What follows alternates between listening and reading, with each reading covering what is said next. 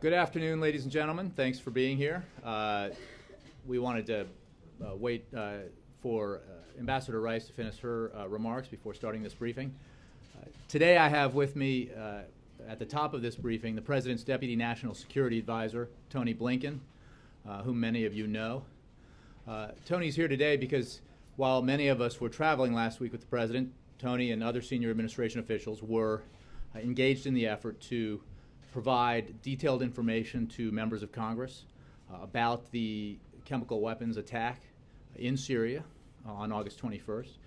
He was a part of a group that provided classified briefings to, I believe, 185 members of the House and Senate, and is engaged in the overall outreach effort that so much of the administration is participating in now. So what I'd like to do is ask Tony to provide to you at the top here a summation of the presentation that he's making together with other officials, and then he can stay and take a few questions, and then I've got to let him go continue that effort, and I'll take your questions on Syria and other matters after that. With that, here's Tony Blinken. Jay, thanks very much. Good afternoon. Since the events of August 21st and this use of chemical weapons by the Assad regime against its own people, we reached out almost immediately to members of Congress who at that point were spread across the country, and we sought their views on what we should do. And we heard different views, as you continue to hear today, but one of the things we heard with near unanimity was a desire by Congress to have its voice heard and its vote counted in this matter. And of course the President believes that we're much stronger and more effective if we can act together, especially on matters of national security. So the President went out and made the announcement about his intent to take action, but also to seek Congress's authorization to do so. Since then, we've been engaged in a very deliberate and detailed process of trying to provide Congress all of the information we have so that they can make the best informed decision possible. And as Jay said, we've conducted over the past week or 10 days a series of briefings, many of them classified, some of them unclassified, many conversations as well on an individual basis with members.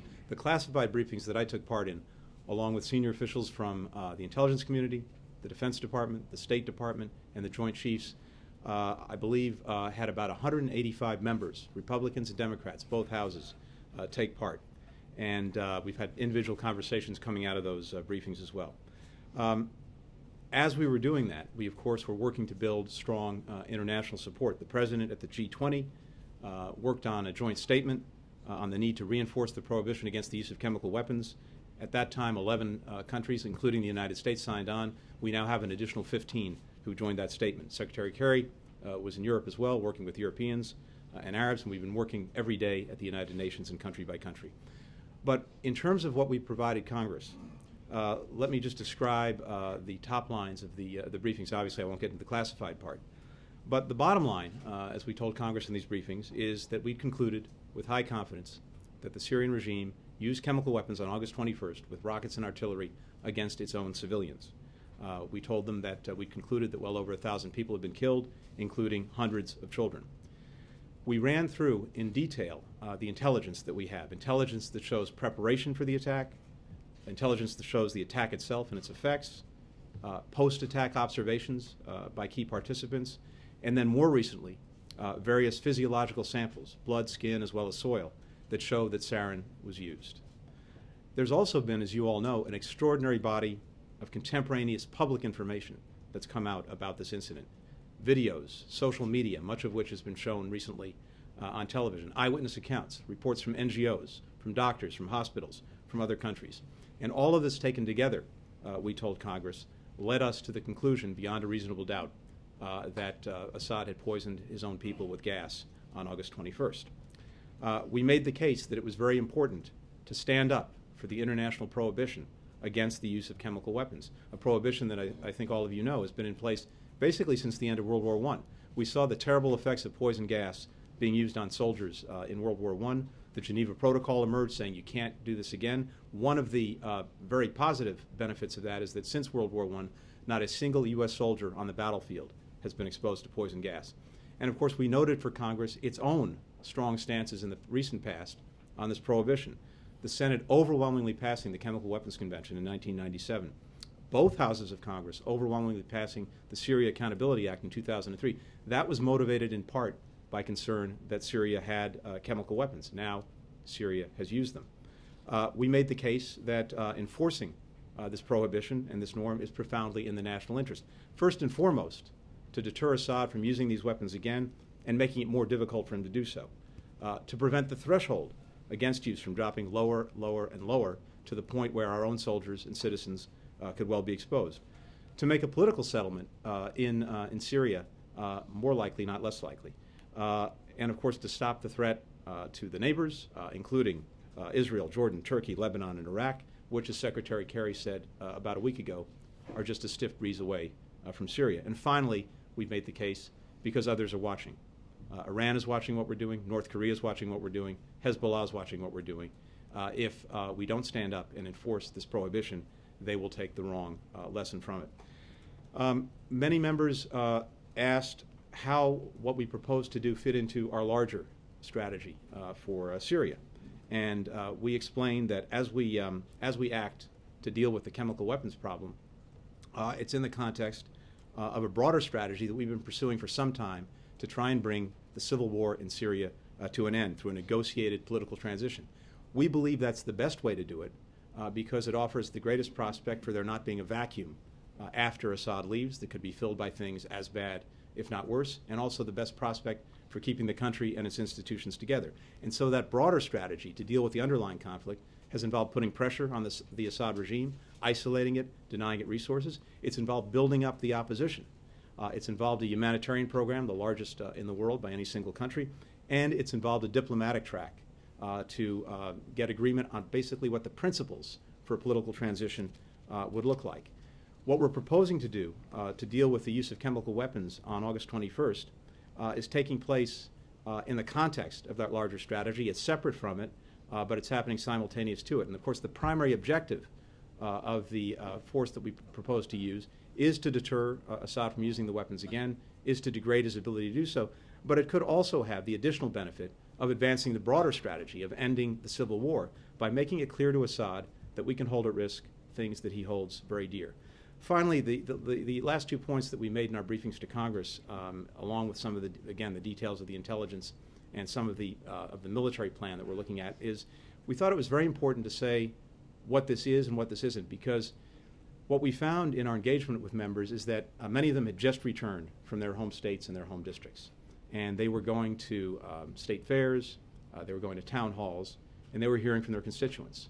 And it is perfectly normal and understandable that when an American hears in the news a headline or on television hears military action in Syria, they immediately think of the last 10 years. The frame that they process that through is a decade of war, Iraq, Afghanistan, 100,000 American troops in one, 150,000 American troops in the other.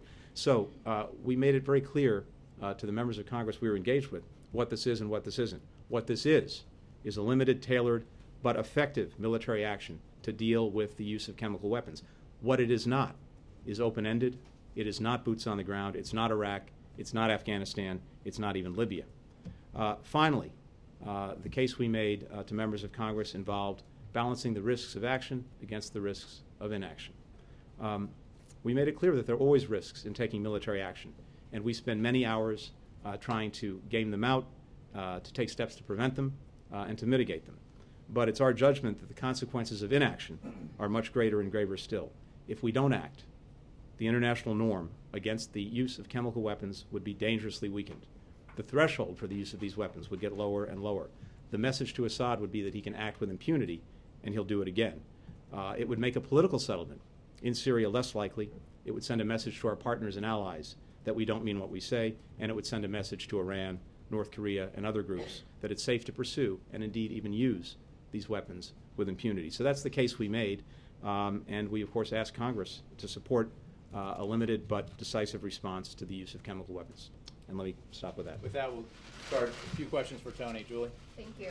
Thanks for doing this today. One of the other questions that some lawmakers have is whether the president plans to proceed with a strike, regardless of how they vote. They don't want to take sort of a meaningless vote here. And you said over the weekend that it's neither the president's desire nor his intention to use his authority without congressional backing. Do you stand by that statement that he has no intention of striking without congressional authority? So I think what's important here is that, again, we heard at the very outset, in our earliest consultations with members of Congress, that they wanted their voices heard and their votes counted in this. And that's the reason that the president went to Congress, and because he believes we're stronger when we act together. And we'd heard clearly from them, including a letter signed by nearly 200 members of Congress early on, that they wanted to be in on this debate. I'm not going to jump ahead of the process. I didn't speak very artfully. The president, it is clearly his desire and intent to secure the support of Congress for this action, but I don't want to get into any hypotheticals of what will or will not happen after the vote. So you're not necessarily standing by that? I'm saying that I'm saying that there's no point in jumping ahead of where we are now. Hey, Tony, as you gather more evidence, this physiological evidence that you said, have you moved past having simply a high degree of confidence to 100% certitude that this happened? So here's what's important to understand. The intelligence community has different levels of confidence that it expresses in any given assessment. Low, medium, and high. High is as high as they can go. They will not tell you with 100% guarantee that anything has happened in terms of the assessment that they make.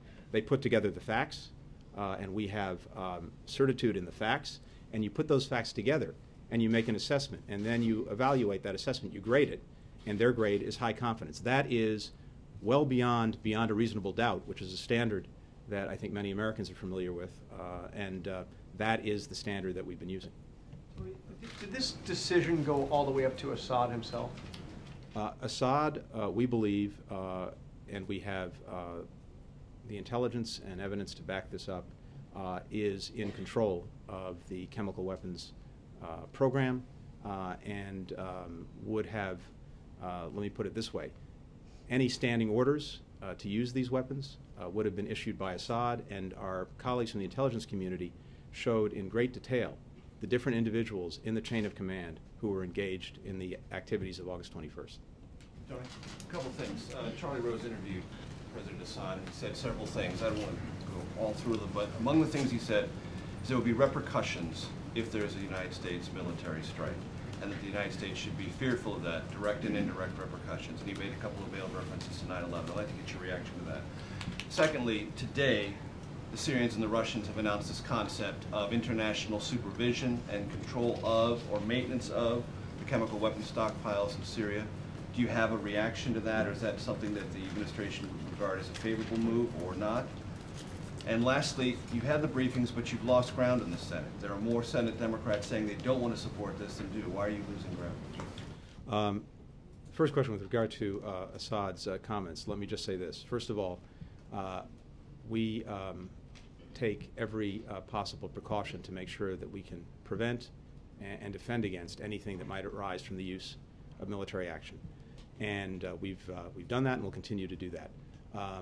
And it is our judgment that President Assad and Syria would have very little interest in picking a fight with the United States of America. So I don't think that is likely at all. Second, with regard to the reports today about this Russian initiative, we've seen the reports. We want to take a hard look at the proposal. We'll obviously discuss the idea with the Russians. And of course, we would welcome a decision and action by Syria to give up its chemical weapons. The whole point of what we're doing is to stop Syria from using these weapons again.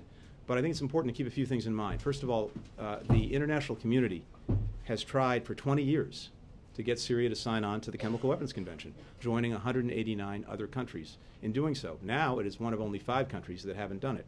And just last week, President Assad wouldn't even say whether he had chemical weapons, despite overwhelming evidence he's actually used them. Yeah, well, exactly. And of course, we've also tried to work with the Russians at the United Nations repeatedly on Syria and chemical weapons for months. And until now, they have blocked all of our initiatives, including simple press statements, never mind a Security Council resolution. So that's the background. It's also important to note that Syria has one of the largest stockpiles of chemical weapons in the world, spread across the country. It would certainly take time, resources, and probably a peaceful environment to deal with this. All of that said, we're going to take a hard look at this. We'll talk to the Russians about it, but I think it's very important to note that it's clear that this proposal comes in the context of the threat of U.S. action and the pressure that the President is exerting.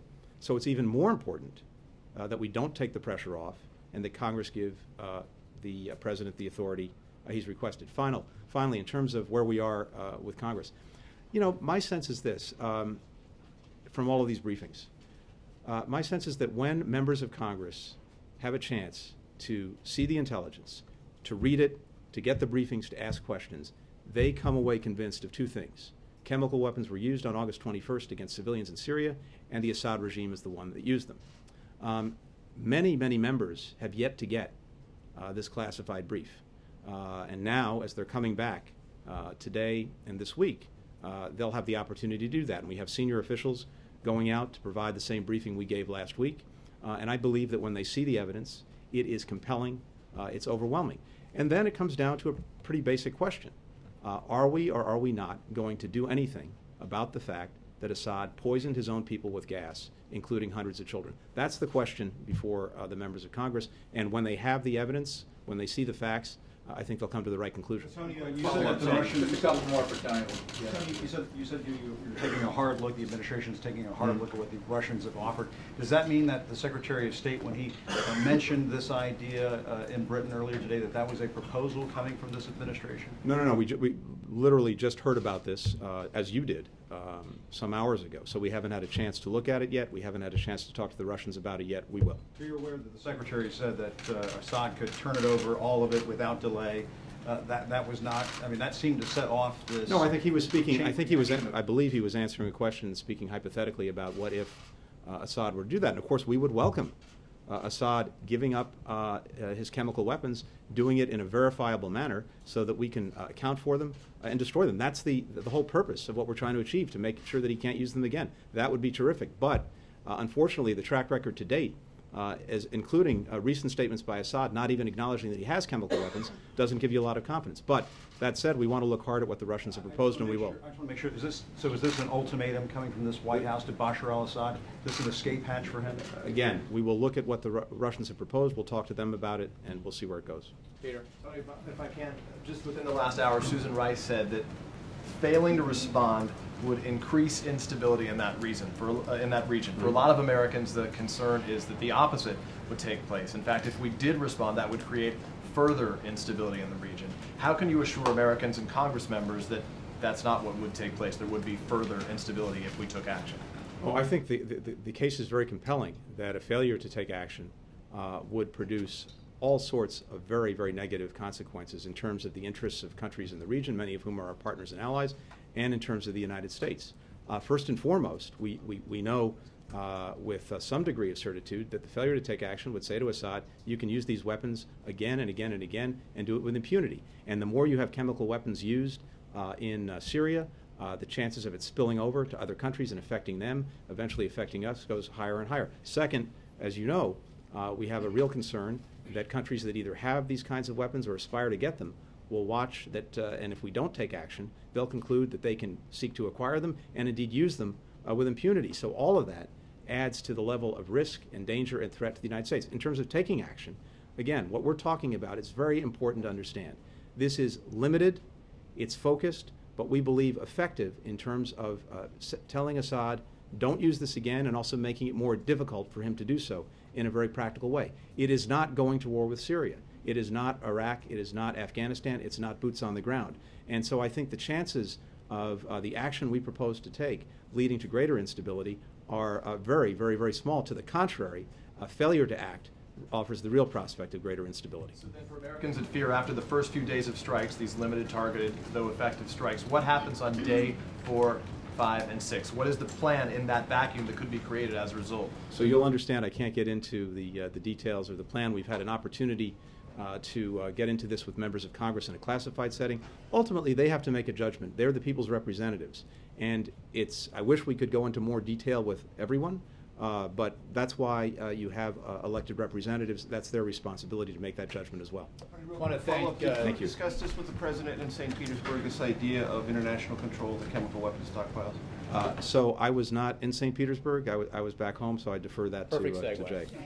Thank you. Thank you, Tony. Thanks very much. Major, in answer to your question, we've been having conversations with the Russians for a long time about the chemical weapons in Syria, the threat they pose to the region, especially in an environment, as we've seen in Syria, of civil conflict and war. This has been an ongoing conversation. I don't have a specific conversation to... I don't have any more of a readout of that conversation than we provided so far, except to say that Syria was, as it has been for quite some time, a subject of conversation between the two leaders and all the various counterparts who have engaged in conversation between the U.S. and the Russians over these past several weeks and months. Jay. Tony wouldn't do it, but can you explain why the American people should believe, absent the classified information you're not going to give us, that you can effectively persuade Bashar al-Assad not to use chemical weapons again with military strike without targeting the chemical weapons stockpiles?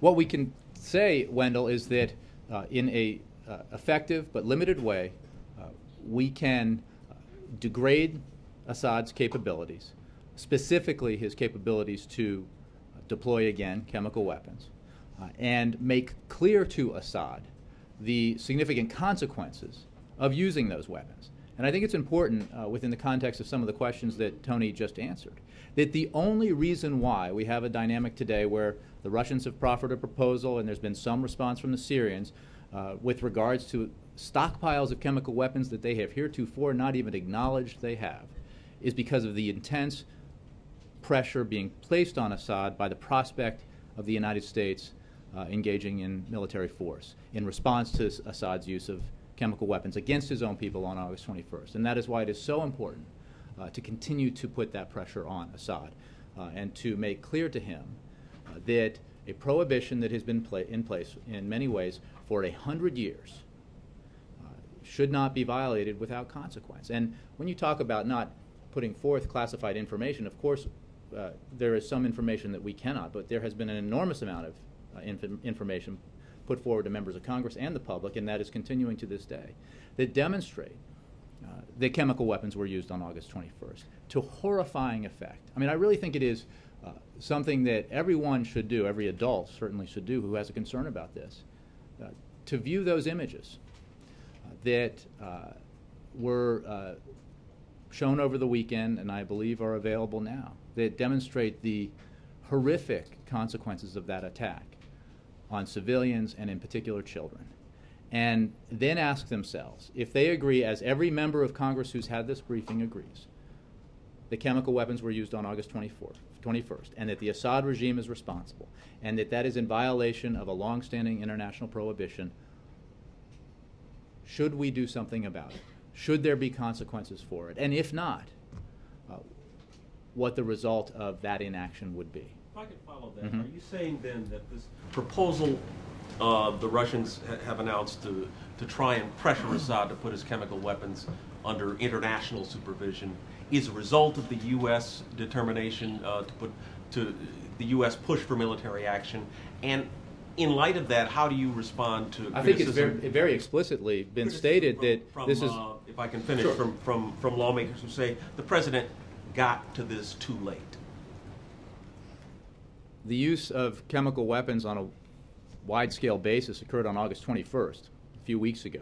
The president decided that it was entirely appropriate in a circumstance like this to seek authorization from Congress because we are stronger and more effective when we act in a unified manner. So I do not think that this has been a question of responding too slowly. In fact, in response to, as Tony said, the demands and suggestions of members of Congress that their voices be heard and their votes be counted, the President agreed. And we have engaged in an effort to present facts to members of Congress so that they can make their own assessment about whether or not this international prohibition should be backed up and that a violation of it should have consequences. Because as Tony just said in response to Peter, the alternative is greater instability. If there are no consequences, Assad gets the message that he's free to use these weapons going forward. And what you have potentially is an unraveling of that international prohibition against the use of chemical weapons, with potentially even more devastating consequences in the region and the world. And the Russian proposal growing out of this push for military I think action? it has been explicitly stated by Russian officials that this is an effort to avert action being taken by the United States with the support of many nations and hopefully with the support of Congress. And so I think it's explicitly in reaction to the threat of a retaliation for this use of chemical weapons against civilians. Mara, and then Julie. Today, John McCain, who's been one of your real allies in this, joined a kind of chorus of critics of your lobbying effort, and specifically he took exception to Secretary Kerry's remark that the strike would be unbelievably small. He said that was unbelievably unhelpful.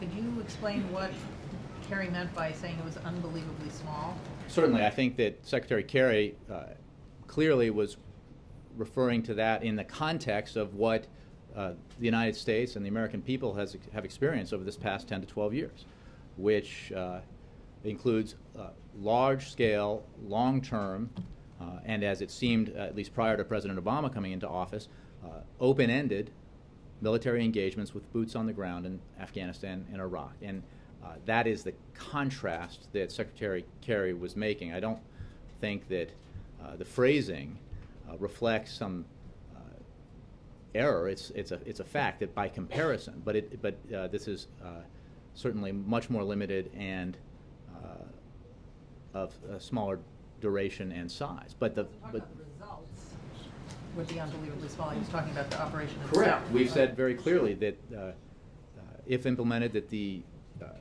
action would, in important ways, degrade Assad's capabilities, and certainly deter him from further use of chemical weapons. But wait, Jay, are you saying I think it's does the White House? John, I did call on Julie, and then I'll get to you. Okay. Thanks. I think we all get that this chemical weapons security proposal from the Russians may be an effort on their part to try to avert military action. But I think the question is it also a U.S. effort to try to avert military action? Did John Kerry purposefully raise this possibility this morning as a way to try to find another option here besides strike? I think you can accept that it is our position, and has been for some time, that the Syrian regime not only should not use, but should not possess stockpiles of chemical weapons. And we would welcome any development, and would have for some time now, that would result in the international control of and destruction of Syria's chemical weapons stockpile. What I think you're seeing in a very fluid environment is, with the threat of military action, Syria and Russia, which has clearly been an ally of Syria, coming up with potential proposals that might, if implemented, avert military action. Now, I think it's important to say that we will study this, we will work with the Russians and speak with them, but it is also important to note, of course, that we would have some skepticism about the Assad regime's credibility, as was noted by Major, I think even as recently as in the last 24 hours. Assad has refused to even acknowledge that he possesses chemical weapons, which of course the whole world knows that he does. The whole world knows that he uses them. Was this a coordinated thing today, with Kerry saying this first, raising this possibility, and then the Russians coming out with it? I'm not going to, I think what I will only say is that there are ongoing conversations on this matter at the highest levels, and obviously that includes conversations with the Russians. And we will study the proposal that, as Tony said, has just come forward, and see if there is action that can be taken upon it. But we have to be mindful of the failure of the Assad regime for so long now, 20 years to sign the Chemical Weapons Convention, for the last several years to allow for, or at least the last year, to allow for UN inspectors until the last moment in the wake of the August 21st attack, and only then after they stalled UN inspectors for days while they bombarded the neighborhood. So this is not a history of promises being kept. Having said that, we'll certainly look at this, and we'll certainly discuss it with the Russians. It is important to note, as I've said, that we would not be having this conversation, that any positive reaction to the suggestion that they would forsake their chemical weapons by the Syrian government would never have been forthcoming if it weren't for the fact that there is the credible threat of U.S. military action in response to their use of those weapons. John, I think I said, and then Scott. So to follow up on both those, would the administration be willing to delay military action while taking a hard look at this Russian proposal? Well, we'll have discussions with the Russians. We'll have discussions with others. I think the Secretary General has made some statements today that are related in the broader sense to this disposition of Syrian chemical weapons. Meanwhile, we are engaged in an effort to discuss and provide information, with and provide information to lawmakers here in Congress, as many more of them make their way back to Washington and avail themselves of the kinds of briefings that Tony discussed in our effort to secure authorization from Congress. So this is not, this effort is ongoing, and I'm sure that in a parallel, on a parallel track, the conversations will take place with Russians and others with regards to this possible proposal. So was that a yes, that while To you're what? having, would the administration delay military action while taking a hard look at this proposal, Well, having those discussions? You're not going to start again, bombing Syria while you're negotiating with the Russians, are But you? you're spinning forward here. We've just had a proposal articulated by the Russians, with a response of sorts by the Syrian foreign minister, as reported anyway, and we'll engage in conversations about that. But we are, in terms of military action, we are obviously engaged with Congress at this point.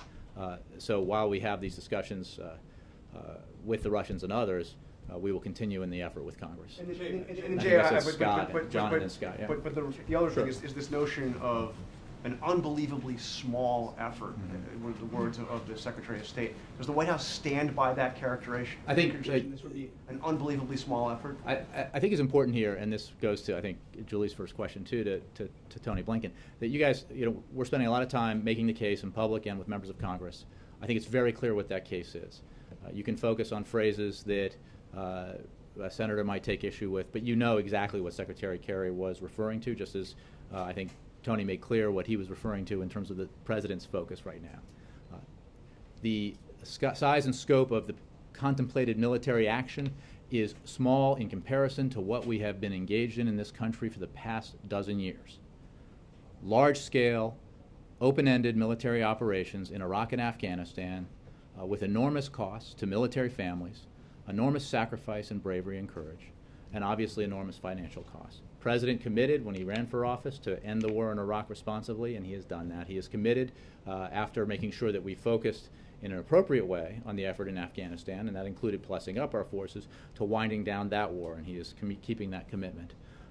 This is something quite different. This is a response to the violation of an international prohibition against the use of chemical weapons that would be limited in scope, would involve no boots on the ground, no American troops serving on the ground in Syria, in a operation that would be limited in scope and duration, but would have a specific impact on Assad's capabilities in response to this abominable violation of the international prohibition against the use of chemical weapons. In the meantime, we would engage with the Russians and with others in the effort to bring about the only possible outcome in Syria in terms of the civil war, and that is a political settlement. Scott. Thanks, Jay. You've talked about the need to act now to deter future chemical weapons use. Is there regret inside the White House that a swifter, more forceful White House response the last time chemical weapons were used in Syria 8 months ago may have deterred this use this time?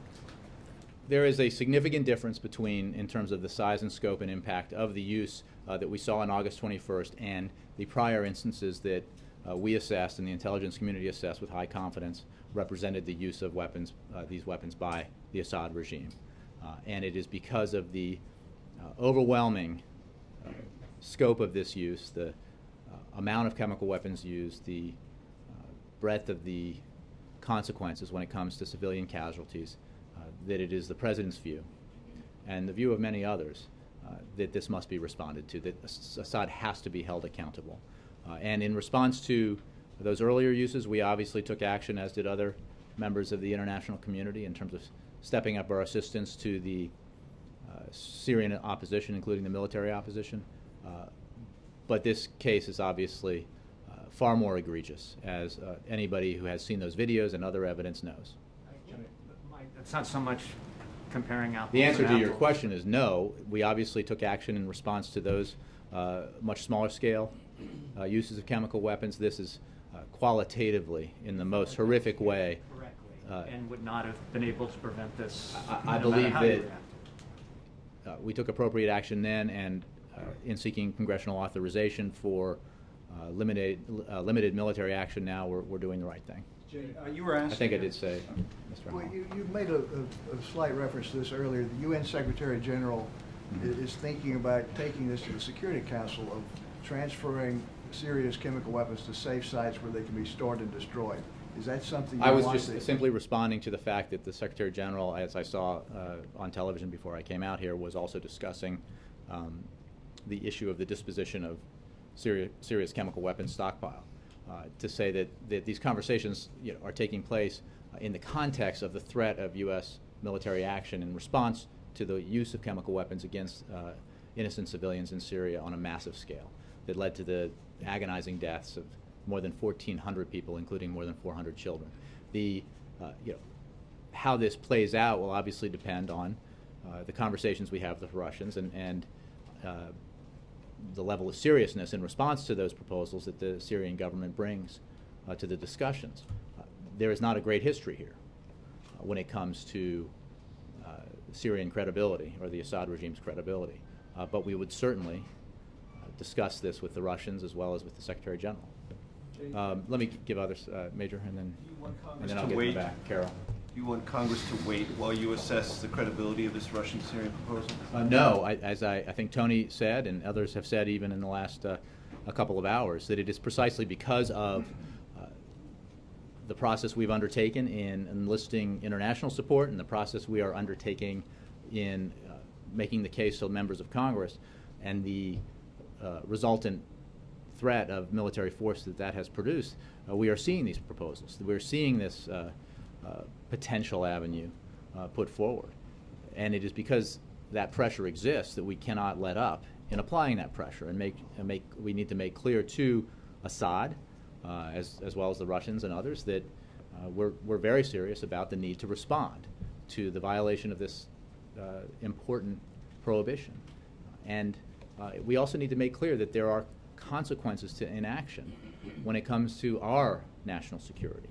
More instability in the region, the threat of further use of chemical weapons, the threat of proliferation of these weapons around the region and the world, and the signal that failing to hold Assad accountable would send to Tehran and Hezbollah and other potential bad actors when it comes to the use of these kinds of weapons. Well, the reason I ask is, as you know, Senator Manchin and Senator Heitkamp have this proposal. I asked the President about it in St. Petersburg on Friday, about a 45-day period to give the Syrians a chance to sign the Chemical Weapons Convention, hand over their chemical weapons stockpiles.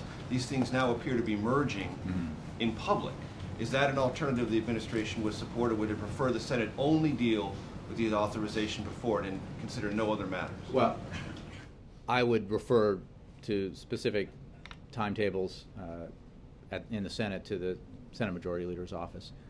What we are focused on is making the substantive case to lawmakers as well as to the public, and we're engaged in a broad effort from the President on down to do that, about what happened on August 21st, the incontrovertible fact that weapons were used that night, chemical weapons were used that night to horrifying effect, and the fact that beyond a reasonable doubt the Assad regime was responsible for the use of chemical weapons on that night, and that we need to, as a matter of our own national security interest, take action with the support of many nations around the world and with the support of Congress, and that's why we're making the case. One last thing.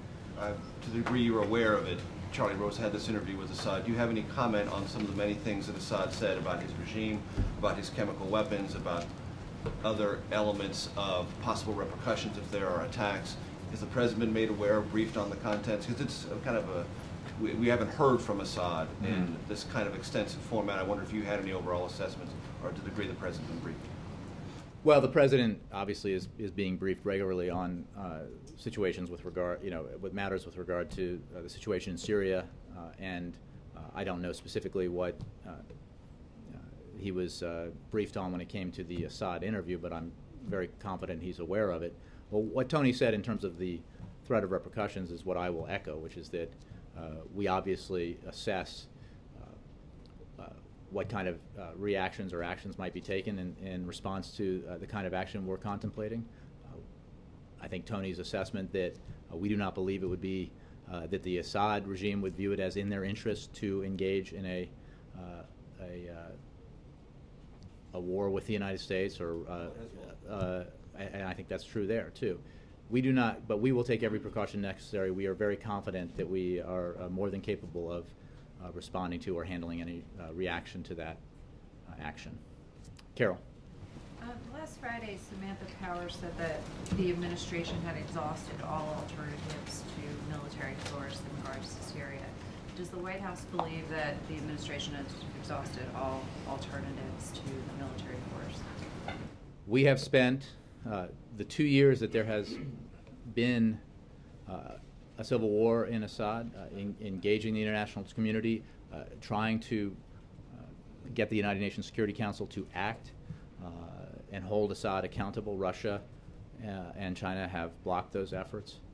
We have worked in a concerted way with the opposition and with many partners around the world in providing support to the moderate opposition, as well as significant humanitarian relief to the Syrian people who have been so horribly affected by this conflict. When it comes to the use of chemical weapons, we have made clear again and again to the Assad regime, from the president on down, that there would be consequences, and there must be consequences to the use of chemical weapons. And that was deliberate, because it was, in our view, it would be a terrible thing, a terrible precedent if Assad were to use those weapons in this conflict. Now he has done so, and he has done so on a massive scale with all the horror as a result that we've seen. Now, that is why we are where we are, and that is why the president has been making this case internationally and why he's been making this case domestically. We will obviously, in response to what we've talked about here, assess proposals put forward by the Russians, assess other proposals, but the fact is Assad used these weapons against his own people, murdering more than 1,400, including more than 400 children. And if everyone acknowledges that that's the case, as every lawmaker who's had this briefing has acknowledged is the case, then the question only becomes, should there be consequences for that? And that is the question we're asking every lawmaker as they contemplate this vote. So the answer is no, you haven't exhausted all of your... I'm not sure. I mean, this is... if you're reviewing the Russian proposal, then well, you're when she essentially said that, the saying Russian that proposal hadn't been proffered. I think it was proffered in the last couple of hours. I'm asking if that changed. Is your view right now, the White House's view, that you have exhausted all other options aside from military force, or you haven't? Well, I think we've answered this question because there is now, this new statement by the Russians, the foreign minister, as well as a response by the Syrian foreign minister, and we are going to study it and engage with the Russians and others on it. But we must continue to keep the pressure on the Assad regime with the threat of U.S. military action, because it is precisely that threat that has even led to this kind of proposal. I think that's clear to anybody who's watching this. Emil, yeah. Yep. Nadia, sorry. Do you see the Syrian government acceptance of the Russian proposal as an admission from the Syrian government they actually have chemical weapons, because they never admitted before? And second, a spokesman for the Syrian opposition dismissed the Russian proposal as a gimmick. And the State Department already said that they have doubts about the Russian proposal, while the White House is saying now that they're willing to give it a consideration. Is this a contradictory? No, I think we've made clear that we're highly skeptical of the credibility of the Syrian regime. And I think that as early as this morning, at least when it was broadcast, and so I think within the last couple of days, Bashar al-Assad would not even acknowledge that his country has stockpiles of chemical weapons, let alone acknowledge that his regime used them on multiple occasions, most significantly on August 21st. So that is just the beginning of a case for why there should be ample skepticism, and there is. But there's no question, because of the potential for U.S. military action, that we have seen some, at least indications of a potential acceptance of this proposal. But this is a very early stage, and we're obviously going to discuss this with the Russians. We're obviously going to study it, but we will do so with a certain amount of skepticism for obvious reasons. And I think the response that I've seen anyway, the public response that I've seen from the Syrian government, the Assad government, is so far falls fairly short of even acknowledging that they have these weapons. Alexis, yeah. The German government seems also to be on board with the Russian proposal. I'm sorry, The German government seems to be on board with the Russian in the same proposal that apparently has been discussed during the G20, that actually there is a political solution whereby Assad will exit before 2014 election, which is... Well, that's separate from, right.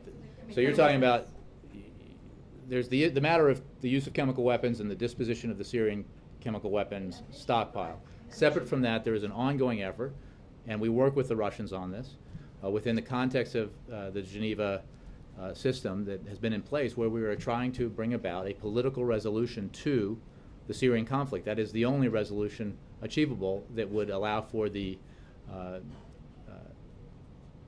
Syrian state to remain in place, for institutions to remain in place, and that would allow for a semblance of stability in the aftermath of this conflict. And it is our strongly held view that a leader who has massacred his own people and who has gone so far as to fire chemical weapons, sarin gas, and gassed his own people to death has long ago forsaken any opportunity or credibility he might have to continue to lead his people. So, but that is, we are absolutely engaged in that process, and we have had that discussion and will continue to have that discussion with the Russians, as well as many other nations that understand that the only resolution to this conflict in the long term has to be through a political negotiation. Alexis, and then Anita. Can I just follow up on two things?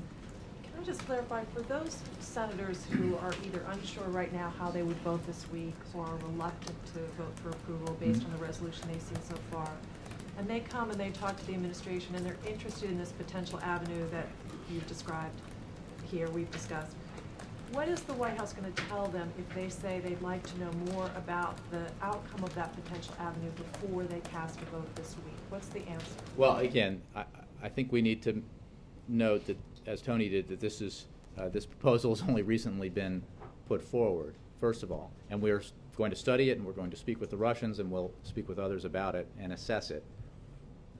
Two, we will explain to lawmakers, and I think it's a fairly easy case to make, that the only reason why we are seeing this proposal is because of the threat of U.S. military action in response to Assad's use of chemical weapons.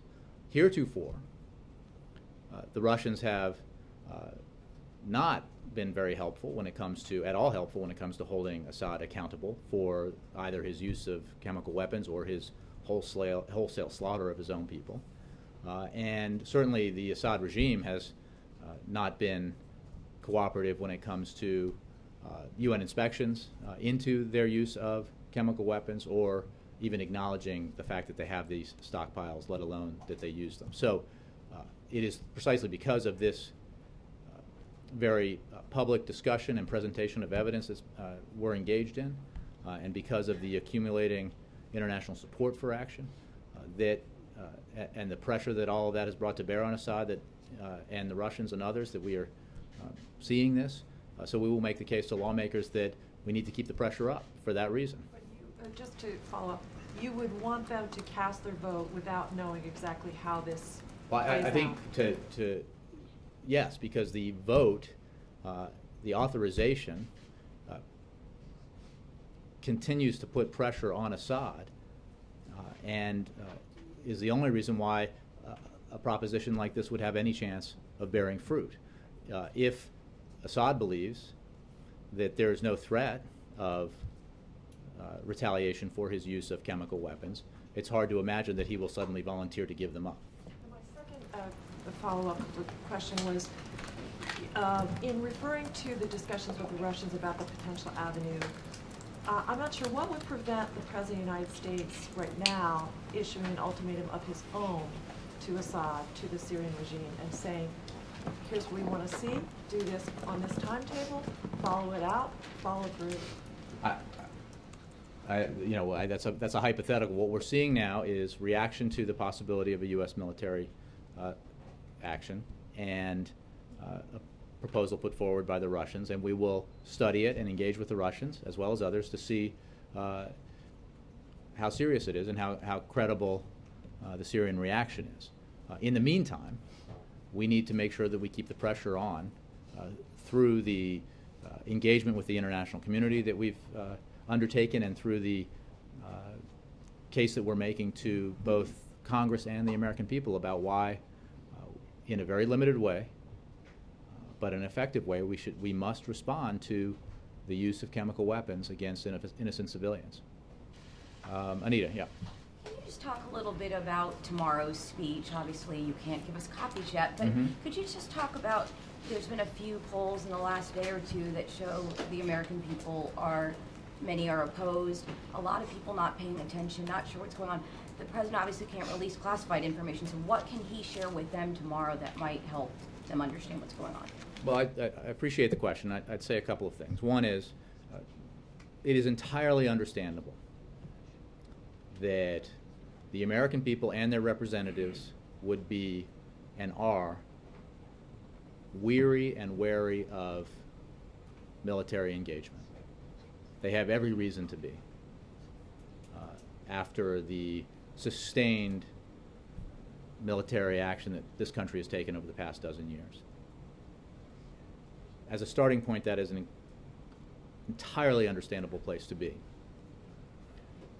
I think that while we here in Washington all consume high quantities of the same information all the time, and we hear all of you who cover him and all of those of us who work with him and for him hear the president make this case and think, well, then everybody's heard it. The fact is, as you noted, many people haven't, and they may know only the headline they read or the snippet they heard on the news that President Obama is making the case for a military strike in Syria. And that, understandably, might raise some concern, given where we've been over these past 12 years. And that is why it is important, A, to make the case about what happened, about the horrific consequences of the use of chemical weapons on innocent civilians in Syria, including children, about why this is in our national security interest to respond, to make sure that this prohibition against chemical weapons use is maintained, and why it's important to have the Congress join the president in support of that action. So that's what the American people will hear from the president tomorrow night. It's what those who heard him in his press conference the other day heard him say, and it's what, when he gives interviews, they'll hear him say again. And we understand that we need to make the case and explain the facts more than once, because that's the only way to reach as many people as we can. So that's what we'll be undertaking today, tomorrow, and beyond as we engage with Congress and the American public and the international community on this issue. Thanks, Jay. Jen, last one. Thanks, Jay. Does the president think it would be legal to launch a military strike in Syria? I think you saw that Kathy Rumler addressed this in an article today. The answer is yes, and legitimate, a legitimate response. And what I can tell you is the president believes that congressional authorization enhances the argument, that it's important in this case because of the facts based on the assessment given by the chairman of the Joint Chiefs that we can act militarily in a day or a week or a month, as the president said, and have the desired impact that we seek. And therefore, given that, he felt it was very important to get congressional approval. But he's also made clear that he believes he has the authority as commander-in-chief and president to take action. But we are better and stronger if we, in these circumstances, seek and receive authorization from Congress. But you do mean legal. He does think Again, I would point you to what White House counsel said since she addressed this, and others have.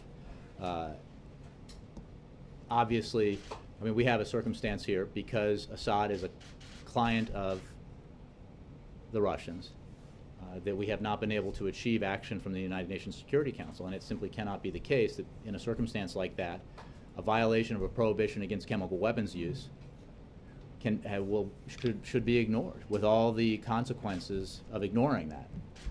And so the President's making his case. We obviously have received international support for taking action, and that international support continues to increase.